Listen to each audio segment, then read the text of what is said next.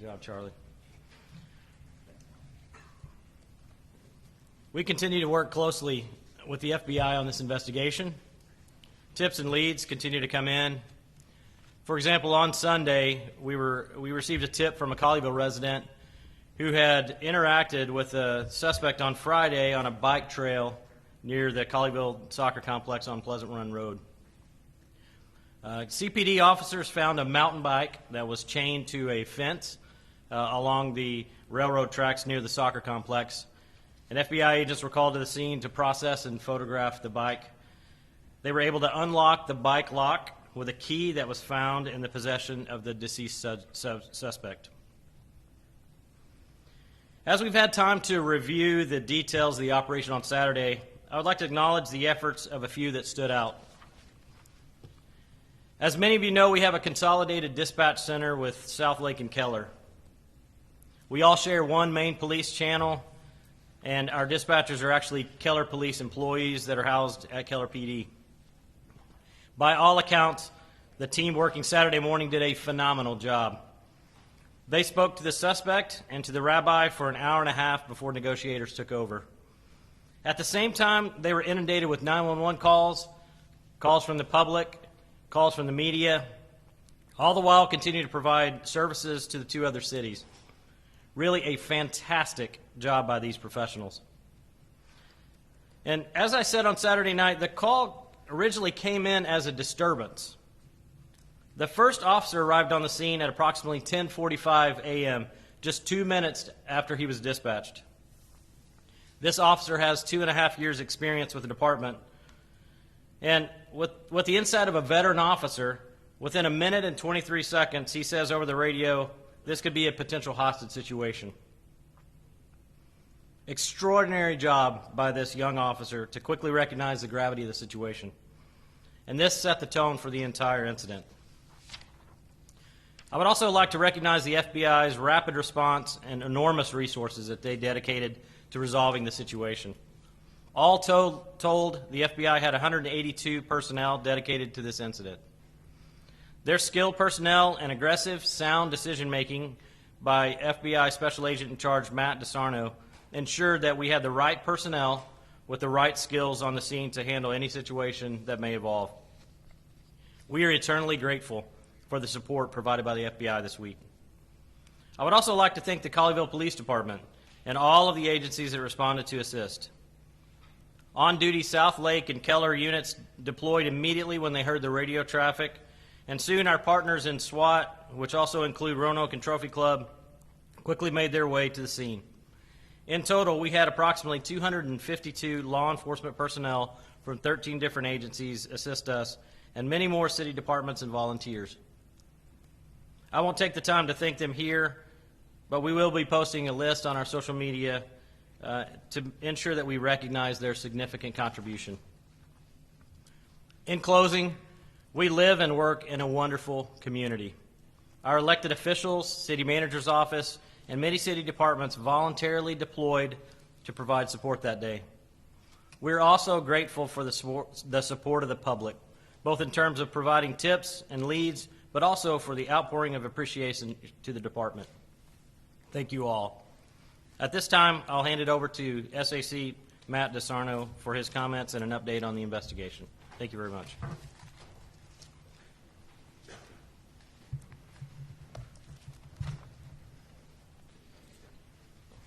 Thank you, Chief Miller, and thank you for the continued service to your city and community of Colleyville. It's been outstanding to work with you and with this entire community and your department throughout this crisis and this investigation. Again, my name is Matt DeSarner. I'm the Special Agent in charge of the Dallas Field Office of the FBI. My area of responsibility includes Colleyville, and as the Chief just explained, we respond in force when the law enforcement community is in need. The synagogue hostage-taking in Colleyville underscores the continued threat violent extremists pose to religious institutions, particularly Jewish institutions and other Jewish targets. The FBI is and has been treating Saturday's events as an act of terrorism targeting the Jewish community. It was committed by a terrorist espousing an anti-Semitic worldview. It was intentionally targeted in a selected location, the Congregation Beth Israel Synagogue. Our thoughts remain with the victims and their families. Our thoughts are also focused on the entire Jewish community. We recognize that the Jewish community in particular has suffered violence and faces very real threats from across the hate spectrum, from domestic violent extremists to foreign terrorist organizations. And because of that, the FBI considers the enduring threats to the community to be among our very highest priorities.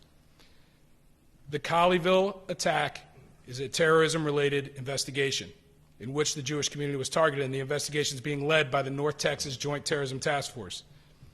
As the FBI responded to the Colleyville Police Department's request for assistance on Saturday, and before Malik Faisal Akram ever made a single demand to law enforcement, he committed a felony under Title 18, United States Code, Section 247, when he forcibly kidnapped 4 hostages while they exercised their right to worship at Congregation Beth Israel.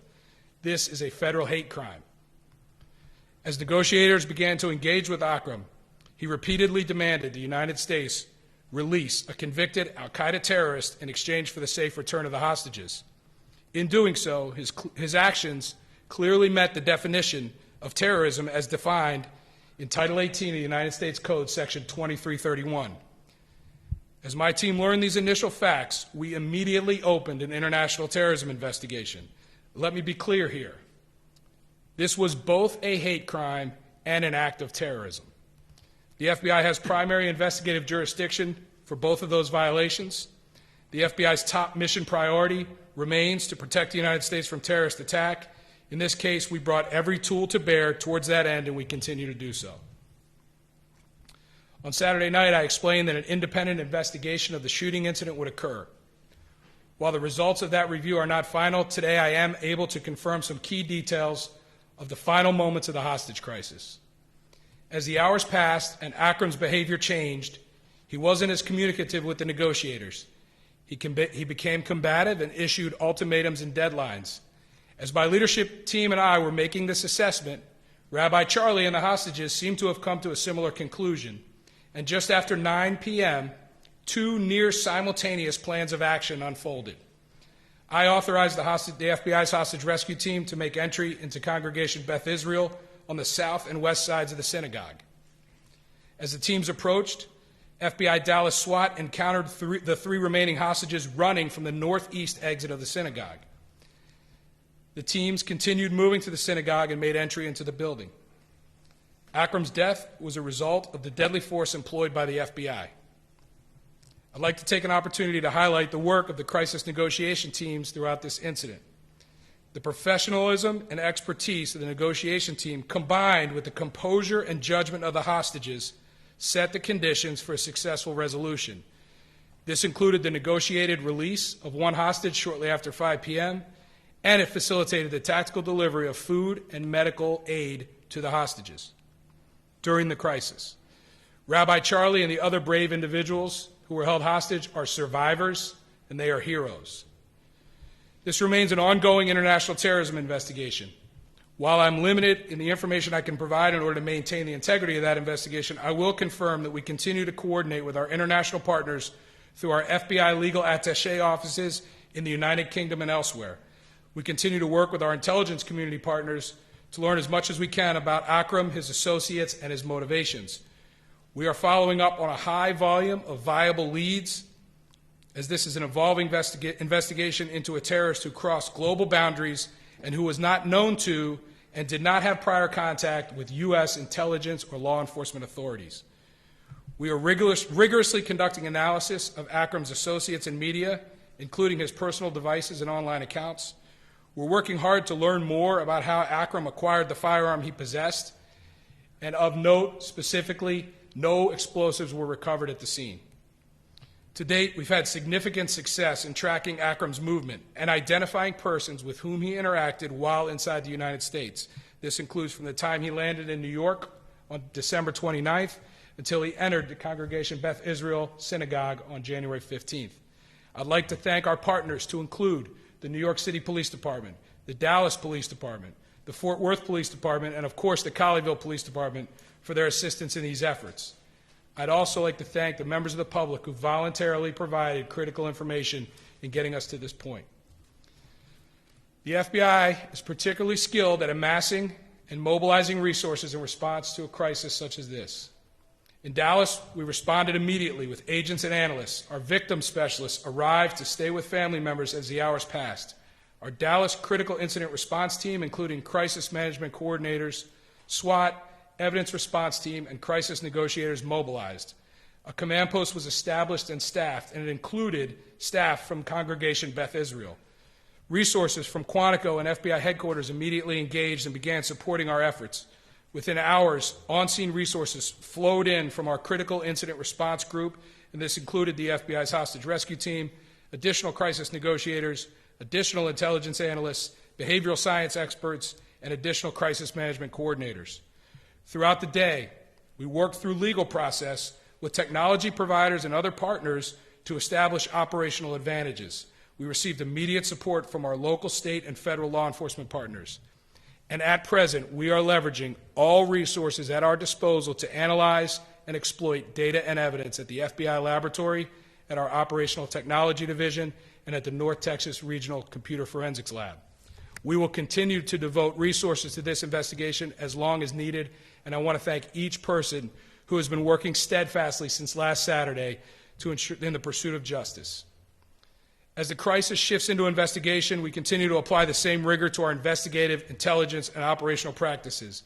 It's what the American people expect, and it's our FBI mission to protect the American people and uphold the Constitution of the United States. While we have not seen any specific or credible threats related to this incident, my team in Dallas and the entire FBI continue to work with our partners to identify and mitigate threats to the Jewish community and others. Members of all faith communities should not have to be worried about the threat of violence at their services. Since Saturday, my colleagues around the country and the leadership of the FBI have been engaging with the Jewish community to provide updates, to reaffirm our commitment to protecting faith communities, and to highlight available resources. The FBI and our partners at the Department of Homeland Security have significant, valuable training and awareness resources available both online and directly through our field offices across the country. Additionally, we work very closely with the ADL and other similar organizations to increase awareness, provide training, and inform communities about threats. I was struck by the welcome message on Congregation Beth Israel's website. In part, it reads, "We care about you, we strengthen each other, you have something to contribute." I can't think of a better sentiment at this time. Rabbi Charlie was a rock, even amidst his own crisis. He was a leader and a teacher and a protector. He provided safety, orchestrating a daring, successful escape. Personally, his conduct throughout the day provided me with a level of comfort and confidence that is difficult for me to explain. Rabbi Charlie, the heroes you were with, your congregants, your families, have endured unspeakable trauma. We care for you and we seek to strengthen you. And as you have shown us your strength, we hope to do the same for you. Thank you. Thank you. I'd like to invite Rabbi Charlie Citron Walker to the podium.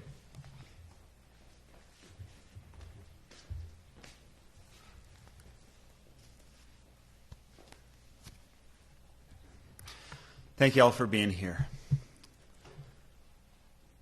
I just want to express my gratitude this afternoon. I want to express my gratitude for the FBI, for all of the law enforcement that were involved in this operation, for the hostage negotiators and that whole team, from negotiator Matt to who I was on the phone with, and who was that voice, that calm voice on the other end, on speakerphone the entire time, to everyone that was a part of this. I want to thank Chief Miller and the Colleyville PD because, and in addition to thanking Chief Miller, I also want to thank Mayor Richard because, as I was just telling him before we came in, because of, right, I've been around here for a while, and he was the first mayor to establish a ministerial alliance, an opportunity for clergy and city officials to come together and meet on a quarterly basis. We would get regular updates from police and fire, and so many updates about all the construction, right, Jerry? And because of that relationship, when Chief Miller came on as the new chief a few years ago, I had his cell phone. I knew him personally. I had a relationship. And so when I had the opportunity to text with him and communicate with him about our situation, I had that resource available in that moment. And so a huge thanks to Mayor Richard, a huge thanks to Chief Miller, a huge thanks to everyone who was involved. And along with that, again, we haven't done this enough, just to thank Mike Finfer, who's our current president. But before he was the president of Congregation Beth Israel, he was our house chair and our safety lead.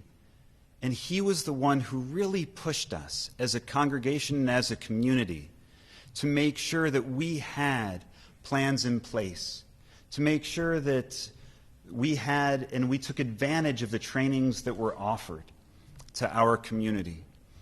So I stand up here before you with great gratitude just to be alive, with such appreciation for all of those small little details that add up to something that fortunately was pretty miraculous. And so with gratitude to God, with gratitude for all of those individual human efforts that allow us to be here today, I'm just overflowing with gratitude. And let me also just add one more thank you to all of the media who's been camped out here in Colleyville. Thank you for your time and your energy. I know this hasn't been easy for y'all either. And just with great love to Congregation Beth Israel, great love to the Jewish people, and great love for all of the support that we have received over this past week. It's truly, truly been overwhelming. Thank you.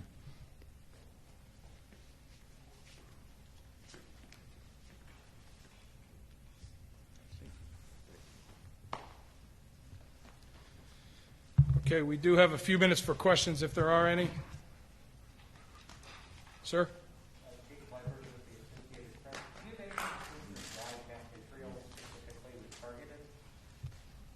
Is that a question for me? Yes, sir. Okay. Yeah, so the question, Jake, is why Beth Israel specifically was targeted? Yes, sir. We do have information about that. I think what I'll say here is that we think that Akram was seeking the release of a convicted terrorist who is in federal prison. I didn't on Saturday night, and I don't intend now to give that person any further notoriety. But it was his belief that Congregation Beth Israel was the closest synagogue to where that prisoner was being housed at FMC Carswell. Mr. Sarner? Sean. Thank you, sir. Can you talk about why the 60 or 70 folks from Quantico came in? Certainly, you have an elite SWAT team right here in Dallas FBI, as well as the surrounding agencies that are working with you. I could talk a little bit about that, Sean. So Sean's question is, why did we bring in the team from Washington? So like I mentioned earlier, this was both a hate crime and an act of terror. We learned pretty early on that this was an active hostage situation. That team in Quantico is called the Hostage Rescue Team. They are the best team in the country, maybe in the world, in conducting what is the most dangerous law enforcement activity that exists, which is a hostage rescue. Dangerous both to operators and to hostages for obvious reasons. So we made the decision very early in the day, almost immediately after being notified that we had an active hostage situation, to engage with our critical incident response group, let them know what we had, ask them for help, and then they determined that they needed to send 2 full teams down here. How long did it take them to get here from your first call? From first call, about 6 hours they were here. They were ready to rock in 6 hours. They were on the ground here in shorter time than that, but it was a quick mobilization. I think it kind of demonstrates the ability of my organization that when there is a crisis, we can mobilize resources and get them halfway across the country relatively quickly. Thank you, Sir. You mentioned how the escape coincided with your forced entry plans. Yes. So did you know that the rabbi and the other hostages were going to come out? I mean, was there any kind of communication or timing about this? Was it just a complete coincidence, or what can you say about that? I would not say it was a complete coincidence. What I would say is that we felt like we had pretty good situational awareness from my position with the negotiators and the other awareness tools that we were employing. The hostages had even better situational awareness than we did because they were inside of there. And I think we both kind of realized around the same time that it's time to go. And I authorized the teams to go, and Rabbi Charlie authorized himself and his hostages to get out. And I think that's how it worked. Sir. In looking into the suspect's past, has it put anybody else on your radar, whether here or elsewhere? And if or if not, what do you need from the public as far as that's concerned? That's a great question. Thank you for asking that. The question is whether or not other people are on our radar, and what do we need from the public. So right now we have gotten great support from the public. We don't have a specific call to action for the public. We feel like the 15 or 16 days that he spent here in the United States, we have made good progress on identifying his movements and his associations and people with whom he came in contact with. As far as his activity prior to coming here, outside of the scope of the continental United States, we are working closely with international partners, and I'm not going to comment on the work that we're doing in their countries, but we are getting great support, particularly from the UK. Great lines of communication, and the coordination and collaboration is as good as it can be. So I expect that we'll be learning those types of details, and we are learning those types of details currently. Sean? What's that, Sean? I'm sorry. Oh, the question is, have we detained anyone locally? We have not detained anyone else locally here in this investigation right now. Jake? Where and how did Akram acquire the gun he used to attack? So right now in our investigation, that's a primary gap that we are working to fill. We are actively focused on that piece of the investigation, and hopefully in the near future we'll have more information that we can release about that. Thanks, Jake. Sir. Have you identified the man who accompanied Akram into the Al-Colin shelter on January 1st, gave him a hug, patted him on the back? Do you know who that person is? Do you feel he's involved in this at all? So we believe that we have identified all the people that Akram had contact with or interacted with in this area. And that's really, I really am not in a position we still have an ongoing investigation, particularly as it relates to other people. So I can answer the first part of your question that we have identified that person, yes. Do you consider any of those people accomplices that you've identified? At this point, the question is, do we consider them accomplices? At this point, all I'm prepared to say is that we have identified them. Yep. Do you believe that Akram was about to possibly kill a hostage at that point? I mean, what was his mindset, and how concerned were you that something terrible was about to happen? What I can say is, and I, if Rabbi Charlie wants to comment on this as well too. So my perception of the events were that what I was perceiving and what my leadership team and the negotiators were perceiving was that the situation had gone from bad to significantly worse, and that it was time to take action. And I think that, I don't know if Rabbi Charlie, if you want to. Yeah. I can honestly tell you that before this, as things were getting bad, it was really bad. I was absolutely in fear of my life. I was kind of wondering, okay, FBI, let's, but of course we had no idea. We had no idea. And he went from extremely agitated with the negotiator to all of a sudden very calm, like he was earlier in the day, just asking me for juice. And I was highly, highly concerned in that moment. And yet, fortunately, that gave us the opportunity, right, when we had liquid in his hand, right? So that was part of the opportunity that we took advantage of. So. Rabbi, are you still there? Yes. You, in your statement just now, you had said when it got to that point at the end, you became very, very fearful for your life. Yes. Having not been in that situation, I would assume from the very beginning you would be very, very fearful for your life. Can you kind of go through the emotions you and the other individuals with you kind of went through that day as it started and progressed through the day. I mean, that was a long time to be in such a stressful environment. I would just say that we were fearful the whole time, right? It's hard not to be with someone with a gun in their hand, kind of pointing it at you the whole time. The first, hour or so, hour and a half, was extremely, extremely upsetting, extremely terrifying, and there was a long period of calm conversation. Of again, once he was talking with us. He wasn't yelling at us, and we were able to have conversation. He was certainly right. We were constantly looking, right? We were constantly looking for an opportunity to leave, and it was very, very hard to find an opportunity where we all could leave.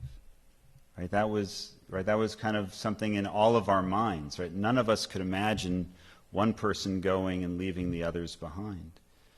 And so it took a very long time, and we were very fortunate in many ways, right? And when the opportunity presented itself, we were able to take advantage of it. But it was pretty on edge all day.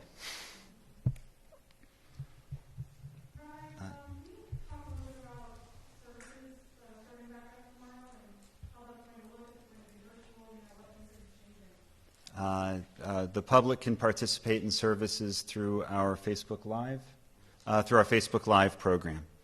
And so and anyone that would want to come and pray with us, we invite that participation. But we will be having services tonight. We will be having services tomorrow morning, our traditional observance. Any message for the Jewish community this Shabbat? The message for the Jewish community this Shabbat, more than anything else, is as best we can. I want to encourage everyone to have a Shabbat Shalom, a Sabbath of peace. God willing, we're able to find a sense of wholeness with our families, with our communities, and that is that sense of peace that comes with every Sabbath, each and every week, and that's our opportunity to help make Shabbat a day of holiness. To make it a unique day out of the entire week. And we all desperately need that sense of peace. And I would extend that not only to the Jewish community, I would extend that to all communities. This question is for the special agent in charge. Can you take us back to the moment where you had to make that critical decision to send your officers in? Can you take us back to that moment, what you were thinking, what you were feeling? So what I'll say is that I felt like I had good situational awareness because I had help from, we had help from inside the synagogue. We had a great negotiation team that I highlighted earlier that gave us really good visibility into what was happening. We believed, we had a good idea of the condition of all the hostages and the mindset of the hostage taker. And so it gave me the confidence in the information that I had, combined with the confidence that I had in the abilities of the teams to do their job, that made a very difficult decision, one that I could make confidently. On one quick question, the footage that was inside of the synagogue, was that something you were able to see during that? You kind of figure out what was happening inside? All I'm prepared to say about that is that we felt like we had really good audio coverage of what was happening in there and decent video coverage of what was happening in there. Enough to give the decision makers, the negotiators, and others general situational awareness, but we did not have full visibility of what was happening. The key things we want to know are the condition of the hostages and the mindset of the hostage taker, and we were able to have that. That you rode to the synagogue, can you elaborate on other modes of transportation that he used to get around? And could you elaborate on some of the other places he went in the Metroplex? Really, all I can. The question was about elaborating on his modes of transportation and other places he went in the Metroplex. So, as we still continue to conduct this investigation and determine exact all those things, and we have pretty good fidelity on those things, but I'm not at this point prepared to talk specifically about identifying associates or contacts or those types of. It's just investigative details I can't discuss right now. We'll take one more question. Sir, just relative to his motive, I mean, is it your belief that when he got on a plane in London, that was his goal from all along to do what he ended up doing? Or did, along the trip somewhere, did he decide to do this? So, the statement that I made earlier about his motives is where we are right now, that we believe that he committed an act of terror based on an anti-Semitic worldview in order to secure the release of a convicted terrorist. That's what we believe. That's what we believe was his motive. From the beginning of his travels to here? That's what you said. What I'll say about his motive. Yeah. All along that was his motive. What I believe, I don't know when that motive came about, if it was 7 years ago or 2 days before the attack, but that was the motive for conducting the attack. Is there a clear indication of his connection to the individual he wanted released? So the individual he wanted released is a convicted terrorist that foreign terrorist organizations in the past have tried to negotiate the release by exchanging American hostages for that person's release. So he is certainly aware, but I'm not aware of any personal connection to that person. All right. Thank you, everybody. Thank you, sir.